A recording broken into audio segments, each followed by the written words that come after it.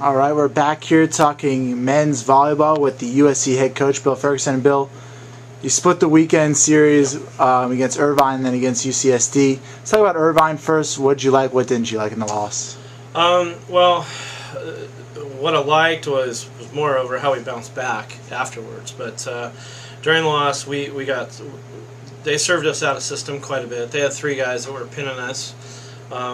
And forcing us to be real predictable with our offense. There wasn't a whole lot we could do about it, and I thought we could have done a better job with that, but you live and learn, and we move on, and I think the team's learning from it, and one of the things I liked about it was that we bounced back Saturday night and went down and took care of business, and that would have been a very easy situation to kind of get down, be thinking about the night before, and maybe get caught, not focused, and I think we responded about as good as you could have, and went down there and took care of business. In the loss, though, you had Henry Cassidy and you had Jeff Carlson play some good volleyball. What did you like from the two of them?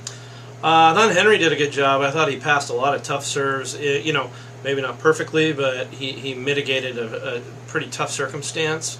And then Jeff Carlson came in and did a really good job as far as providing a spark, a little more consistency attacking. Like I said, we were pretty predictable offensively because of them serving us out of system. So Jeff was, we weren't going to maybe get a ton more production on the offensive side, but he gave us that, and to boot, he gave us a real big emotional lift. In addition to being served out of system, it seems like once again in these losses, you guys are off to slow starts. Do you know why that is? I don't know exactly why yet. We're working on it, trying to get there. I don't think it was. Really, you can't really attribute the loss to the slow start, so to speak, but it would definitely be nice to get off to a better start. In BYU, I don't know how slow the start was. We lost the first set, but most of those sets were pretty tight, and this one was fairly tight. We got it tightened back up, and part of it was the serve reception. I think Irvine was the most difficult team we faced as far as serve reception goes. Now, you talk about bouncing back. You guys didn't just bounce back, you swept them. Where do you think that comes from after a tough loss for them? The heart of this team and the character of this team to come back so convincingly in the next night. Well, the double-edged sword is we've been practicing great all year, except for last week, and we thought our practice was subpar for what we're capable of, and we tried to correct it during the week, but it didn't work, and we think our match on Friday night reflected how we practiced. Now, on the better side of things, I think took all the collective good weeks of good practice and then put that together for Saturday night. And I think that was really what it was all about. You have UCSB coming in here on Wednesday, kind of a midweek match, a little bit different than what you guys have faced so far. They've gone off to a slow start. I think they're 2-5, but still, what are they capable of doing?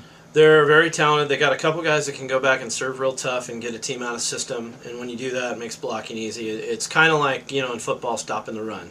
Then your defensive lineman can pin their ears back and just go after the quarterback all day. Well, for an opposing team, if you serve a team out of system, there's really only two or maybe one option you can have, so you can put all your blockers against them and make it tough.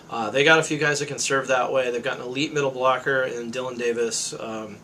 And they've got a solid team of guys that a lot of people haven't heard of. Most of their team from last year graduated, but these guys have all been in the gym battling against those guys every day, just as we have a lot of our guys. So they're a solid team. We really haven't seen a ton of them yet. We will be on tape today, tonight, and tomorrow to get ready for Wednesday, but they got two different guys on the opposite that they can go to. One's a lefty, one's a big righty, and they're both very different, so they can change up in midstream. So we've got that we've got to prepare for. You don't want to necessarily have your players circle a game on the calendar, but obviously Friday's game as well, UCLA coming in here to the Galen Center, and they're 9-1. Having a game like that, a marquee game against your rival, how important is it to this team to win a game like that?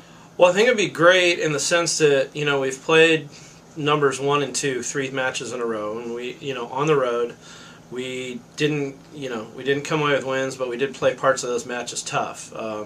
That will be our next step. UCLA has proven to be in the elite top 3 of our league right now, along with Irvine and BYU.